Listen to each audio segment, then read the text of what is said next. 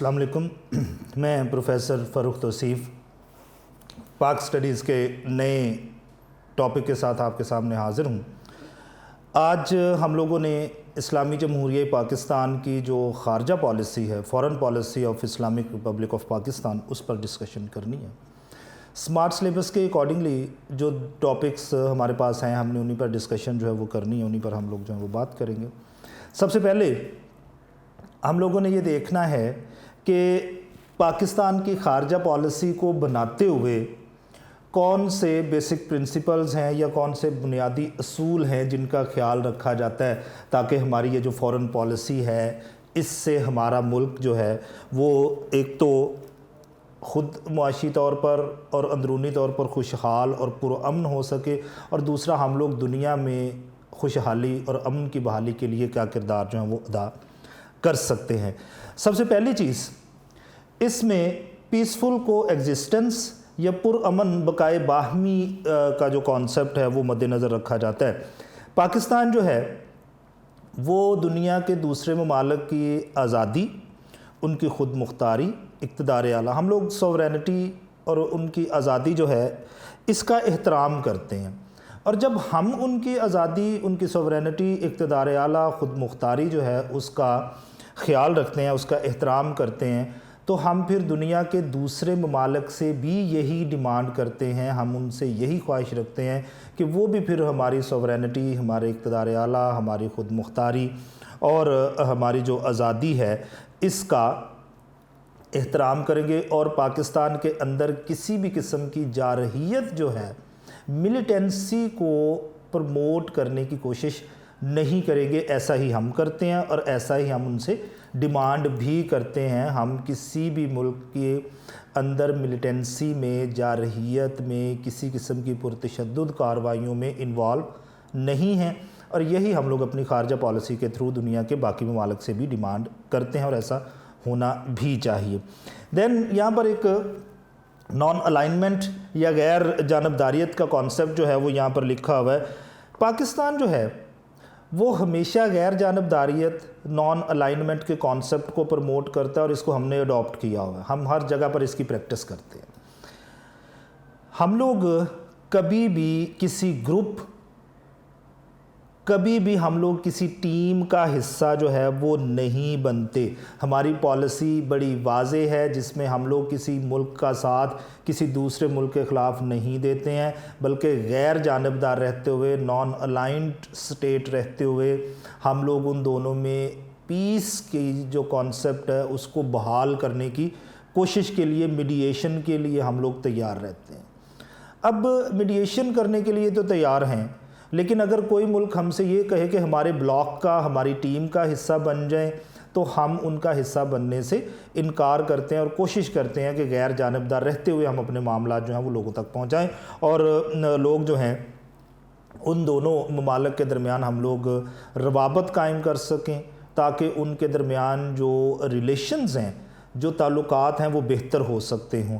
ہم لوگ ہر اس تنظیم کو، ہر اس آرگنائزیشن کو سپورٹ کرتے ہیں جو نان الائنمنٹ کا کانسیپٹ جو ہے وہ دنیا میں لے کے آتے ہیں۔ ہم اس میں کسی بھی قسم کا کوئی بھی ابہام، کوئی بھی شک شبہ جو ہے وہ نہیں رکھتے۔ واضح پالیسی ہے کہ ہم نے نہ کسی ملک کا حصہ بننا ہے، نہ کسی بلاک کا حصہ بننا ہے، ہم نے غیر جانبدار، نان الائنڈ رہنا ہے۔ دین بائیلیٹرلزم ہے، دو طرفہ تعلقات ہیں۔ ہم لوگ یہ چاہتے ہیں کہ جتنے بھی دنیا کے ممالک ہیں، ہم لوگوں کے تعلقات دو طرفہ ہونے چاہیے، دونوں کو برابری کی سطح پر ایک دوسرے سے بات کرنی چاہیے۔ ایسا نہیں ہونا چاہیے کہ ہم کسی ملک سے بات کرنا چاہتے ہیں لیکن وہ ملک ہم سے بات کرنے کے لیے رضامند نہیں ہے، تو یہ دو طرفہ تعلقات نہیں ہوتے۔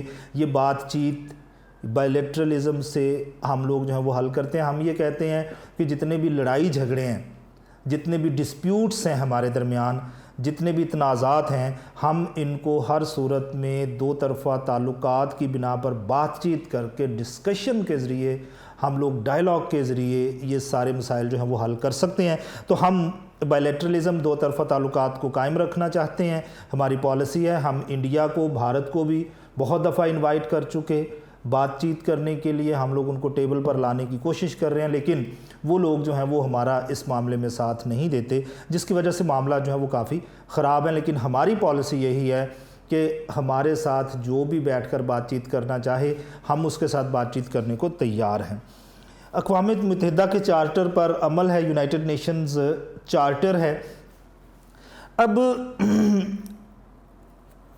ہم فورن پالیسی بناتے ہوئے اس چیز کا مکمل طور پر خیال رکھتے ہیں کہ جو اقوام متحدہ نے چارٹر بنا رکھا ہے ہمیں اس پر مکمل طور پر عمل کرنا ہے۔ ہم اس کے چارٹر کے خلاف نہیں جاتے اور دنیا میں بھی یہی پیغام جو ہے وہ پہنچاتے ہیں۔ ہم اس کی ہمیشہ حمایت کرتے ہیں، اور اس کی بڑی وجہ یہ ہے کہ پاکستان دنیا کے چند بڑے ممالک میں سے ایک ہے جو اپنے فوجی مشنز جو ہے وہ اقوام متحدہ کی نگرانی میں دنیا کے مختلف ممالک میں امن کے لیے بھیجتا ہے۔ ہماری فوج ایک بڑے لیول پر اقوام متحدہ کی جو پیس ایکٹیویٹیز ہیں، جو ان کی امن کو بحال کرنے کی کارروائیاں ہیں، ان میں سب سے زیادہ پارٹیسپیٹ کرنے والی افواج میں سے ایک ہے۔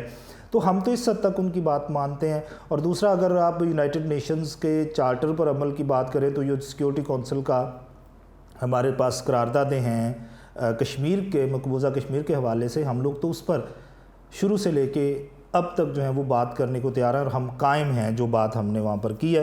تو اس لیے ہم لوگ کوشش کرتے ہیں کہ جو اقوام متحدہ فیصلہ کرے گی ہمیں اس فیصلے پر ہر صورت میں عمل کرنا ہے اور اس کی حمایت جاری رکھنی ہے۔ دین یہاں پر رائٹ آف سیلف ڈٹرمینیشن، حق خود ارادیت کی حمایت۔ ہم لوگ جس جگہ پر بھی کسی قسم کا ایشو ہے اور لوگوں کو ان کے مستقبل کا فیصلہ کرنے کی اجازت نہیں دی جا رہی، ہم اس کے خلاف ہیں۔ ہم یہ کہتے ہیں کہ سیلف ڈٹرمینیشن کا رائٹ، حق خود ارادیت دنیا کے ہر شخص اور ہر قوم کے پاس موجود ہے۔ ان کا حق ہے کہ وہ اپنے فیوچر کے بارے میں ڈیسائیڈ کر سکیں، وہ اپنے مستقبل کے بارے میں فیصلہ کر سکیں کہ انہیں مستقبل میں کس کے ساتھ رہنا ہے، کس کے ساتھ نہیں رہنا، آزاد رہنا، یہ ان کا حق ہے۔ اور اس کی مثال ہم لوگ مقبوضہ کشمیر کی دے سکتے ہیں۔ ہم لوگ مقبوضہ کشمیر جو ہے اس کے حوالے سے یہ بات کرتے ہیں کہ وہاں کے رہنے والے جو لوگ ہیں، چونکہ آزادی کی تحریک چل رہی ہے، تو ان لوگوں کو اجازت ہونی چاہیے کہ وہ جس ملک کے ساتھ رہنا چاہیں رہ لیں، آزاد رہنا چاہیں آزاد رہ لیں، ہمیں اس میں کوئی کسی قسم کا کوئی شک نہیں ہے۔ تو ہم ہمیشہ سے کوشش یہ کرتے چلے آ رہے ہیں کہ جس علاقے میں بھی لوگ آزادی کی تحریک چلا رہے ہیں ہم ان کو جو ہے وہ حق خود ارادیت دلوانے کے لیے کام کرتے ہیں، اور ہم کوشش کرتے ہیں کہ ان کا جو سیلف ڈٹرمینیشن کا رائٹ ہے وہ کسی طرح مجروح نہیں ہونا چاہیے۔ یونٹی آف اسلامک ورلڈ، عالم اسلام کا اتحاد جو ہے اس کا کانسیپٹ ہے۔ یہاں پر ہم لوگ ہمیشہ سے یہ کوشش کرتے ہیں کہ ایک اسلامک بلاک بننا چاہیے، ایک پریشر گروپ جنریٹ ہونا چاہیے، ہم اس کا حصہ بننا پسند کرتے ہیں۔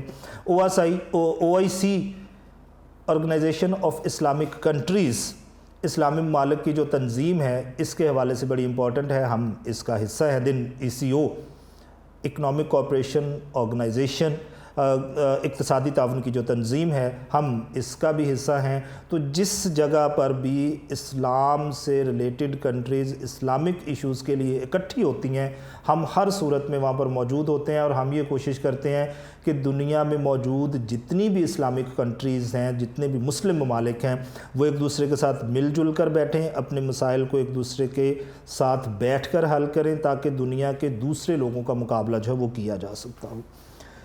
ڈی ویپنائزیشن، تخفیف اسلحہ۔ پاکستان اسلحے میں کمی کا حامی ہے۔ ہمیشہ اقوام متحدہ کا جو تخفیف اسلحہ کی کمپین ہے اس میں پاکستان اس کے ساتھ ہے، اور پاکستان یہ چاہتا ہے کہ ہمیں کبھی بھی اسلحے کی دوڑ میں شامل نہیں ہونا چاہیے، کبھی بھی ویپنز جو ہیں اس کی پروڈکشن کو نہیں بڑھنا چاہیے، بلکہ ڈی ویپنائزیشن ہونی چاہیے۔ اسلحہ جو ہے اس کی تعداد میں، اس کی مقدار میں ڈیفینیٹلی کمی ہونی چاہیے۔ لیکن ہمارا ایک چھوٹا سا مسئلہ ہے کہ ہمارا جو ہمسایہ ملک ہے ہندوستان، وہ چونکہ ہمیں نگلنے کے لیے تیار ہے، ہم پر حملہ کرنے کے لیے ہر وقت تیار رہتا ہے، تو اگر ہمارے پاس جدید اسلحہ موجود نہیں ہوگا تو پھر ہم اس کا مقابلہ نہیں کر سکیں گے۔ تو ہم یہ کہتے ہیں کہ ہم ڈی ویپنائزیشن کے حامی ہیں، تخفیف اسلحہ کرنے کو تیار ہیں، لیکن اس کے لیے سب سے پہلے آپ کو ہندوستان کو تیار کرنا پڑے گا، اور اگر ہندوستان اپنے اسلحہ جو ہے اس کی کمی کے لیے تیار ہے تو ہم ڈیفینیٹلی اس کے لیے تیار ہیں۔ ہم خود کبھی بھی اسلحے کی دوڑ میں شامل نہیں ہوئے، بلکہ ہمیں مجبور کیا گیا ہے ہمارے ہمسایہ ملک کی طرف سے کہ ہم لوگ اپنے لیے جو جدید ویپنز ہیں ان کو تیار کر سکیں۔ نسلی امتیاز کا خاتمہ، ایلیمینیشن آف ریشل ڈسکریمنیشن، جس جگہ پر بھی نسلی بنیادوں پر ریشل بیسس پر جو ہے وہ ظلم کا بازار گرم ہے، ہم اس کے خلاف ہیں۔ اس میں نمیبیا کی مثال ہے، روڈیشیا کی مثال آپ دے سکتے ہیں، جہاں پر بھی نسل کی بنیاد پر ایک دوسرے کو کاٹا جا رہا ہے، مارا جا رہا ہے، سلاٹرنگ ہو رہی ہے، ہم لوگ اس کے خلاف، اور ہم یہ کہتے ہیں کہ نسلی امتیاز کسی صورت نہیں ہونا چاہیے۔ آپ لوگوں کو اپنے مسائل جو ہیں وہ مل بیٹھ کر حل کر لینے چاہیے، اقلیتوں کو برابر کے حقوق ملنے چاہیے۔ ہر صورت میں جو آپ کی اقلیتیں ہیں، مینورٹیز ہیں، ان کو ان کے رائٹس 100% آپ کو ڈیلیور کرنے ہیں۔ دین اسٹیبلشمنٹ آف پیس، امن و آشتی کا فروغ ہے۔ ہم یہ کہتے ہیں کہ دنیا میں جہاں پر بھی ظلم ہو رہا ہے اس ظلم کو ختم ہونا چاہیے، جہاں پر بھی مظلوم کے خلاف کام کیا جا رہا ہے اس کے حق میں آپ کو آواز اٹھانی چاہیے اور کوشش کرنی چاہیے کہ ظلم کا یہاں سے خاتمہ کر کے تو ایک پیسفل سٹیٹ جو ہے اس دنیا میں ہمیشہ قائم رہنی چاہیے۔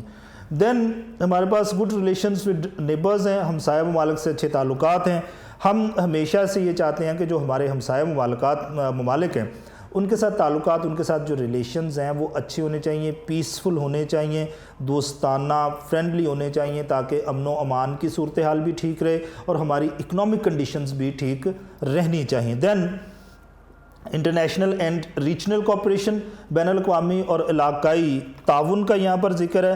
ہم یہ کوشش کرتے ہیں کہ دنیا کی کوئی بھی ایسی تنظیم، ایسی آرگنائزیشن جو ریجنل یا انٹرنیشنل ڈیولپمنٹ کے لیے کام کر رہی ہے، ہمیں اس کا ہر صورت میں حصہ ہونا چاہیے اور ڈیولپمنٹ کا حصہ بن کے ہمیں دنیا کی بہتری کے لیے کام کرنا چاہیے۔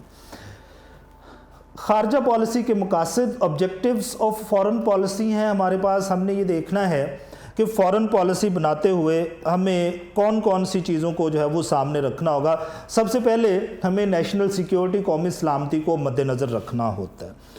پاکستان جو ہے دنیا کے نقشے پر ابھرا، ابھی نیا ملک تھا، فارن پالیسی بناتے ہوئے اس چیز کا خیال رکھا گیا کہ آپ کا ہمسایہ جس سے آپ الگ ہوئے وہ آپ کو ایکسیپٹ نہیں کر رہا تو آپ میں اندرونی خلفشار پھیلانے کا وہ ذریعہ بنے گا۔ تو ہم نے فارن پالیسی بناتے ہوئے یہ بات واضح طور پر بتا دی کہ ہم اپنی قومی سلامتی، اپنی نیشنل سیکیورٹی کو سب سے زیادہ اہم امپورٹنٹ سمجھتے ہیں، اور اگر کسی نے ہماری قومی سلامتی کو نقصان پہنچانے کی کوشش کی تو اس صورت میں ہم ریٹیلیٹ کریں گے، اس کا جواب دیں گے۔ یہ جو ہے وہ پاکستان کی فارن پالیسی، خارجہ پالیسی کا جو حصہ ہوتا ہے۔ دین معاشی ترقی، اکنامک ڈیولپمنٹ، ہم یہ چاہتے ہیں کہ دنیا کے ترقی یافتہ ممالک کی طرح جو پاکستان ہے اس کو بھی ترقی یافتہ ممالک کی صف میں کھڑا ہونا چاہیے۔ اس کے لیے ہم جو بھی اقدامات انٹرنیشنلی کر سکیں ہمیں ان کا ساتھ جو ہے وہ ہر صورت میں دینا ہے۔ ہم آزاد تجارت اور اقتصادیات پر، اکانومی پر جو ہے وہ زور دیتے ہیں۔ ہم کوشش کرتے ہیں کہ ایسی کنڈیشنز پیدا کر دی جائیں جس کی وجہ سے آپ فائنانشلی، اکنامیکلی آزادی سے جو ہے وہ کام کر سکیں۔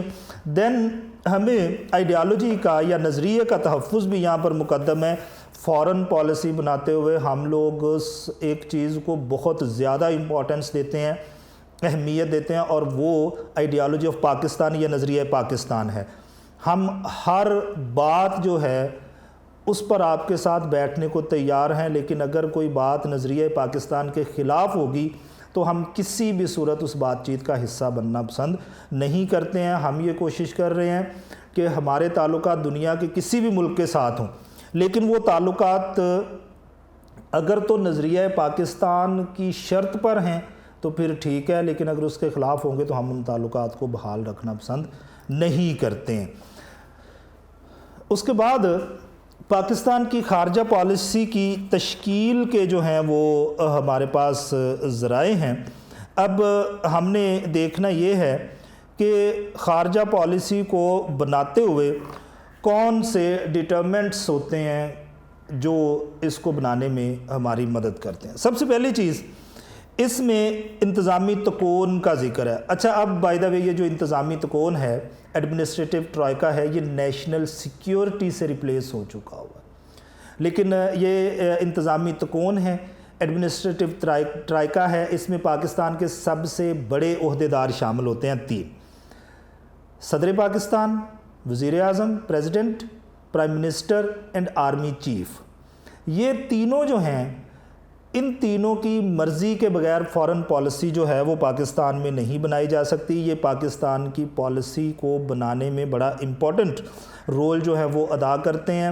پھر یہ پالیسی بننے کے بعد جو ہے یہ امپلیمنٹیشن کی طرف جاتی ہے. تو اگر ان تینوں میں سے کوئی بھی ایک پارٹنر پالیسی کو ڈسون کر دے گا یا ریجیکٹ کر دے گا تو ایسی صورت میں وہ پالیسی آپ کی نہیں بن سکتی ہے. دین وزارت خارجہ کا ذکر ہے، یہاں پر فارن منسٹری کا ذکر ہے. اب اس کی تشکیل میں فارن جو منسٹری ہے، خارجہ منسٹری ہے، وہ بڑا امپورٹنٹ رول جو ہے وہ ادا کرتی ہے.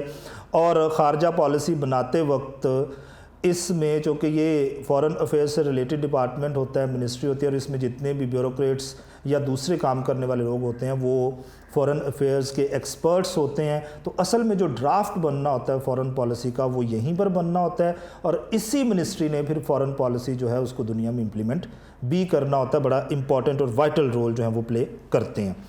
پھر خفیہ ادارے ہیں، انٹیلیجنس ایجنسیز ہیں.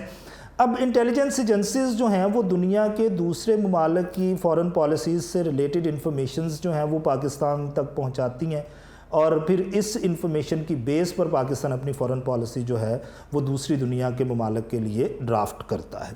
سیاسی جماعتیں اور پریشر گروپ، یہ بھی بڑا ضروری ہوتا ہے کہ جو پولیٹیکل پارٹیز ہوتی ہیں، جو پریشر گروپس ہوتے ہیں، یہ بھی بڑا امپورٹنٹ رول پلے کرتے ہیں فارن پالیسی بنانے کے لیے. اس لیے ان کو بھی اس میں خاص امپورٹنس، ایک خاص اہمیت جو ہے وہ دی جاتی ہے. دین پارلیمنٹ، فارن پالیسی بننے کے بعد پارلیمنٹ میں منظوری کے لیے آتی ہے. تو اگر پارلیمنٹ جو ہے وہ اس سے اتفاق نہیں کرتی، فارن پالیسی ان کو پسند نہیں ہے، تو وہ اس کو منظور نہیں کرے گی، ایکسیپٹ نہیں کرے گی، وہ پاس نہیں ہوگی، اور وہ فارن پالیسی جو ہے وہ پھر حصہ نہیں بن سکے گی پاکستان کی فارن پالیسی کا. ہمارا یہ جو ٹاپک ہے مکمل ہوتا ہے. ہم لوگ نئے لیکچر میں جو ہے وہ ایک نئے ٹاپک کے ساتھ آپ کے سامنے دوبارہ سے حاضر ہوتے ہیں. اللہ حافظ.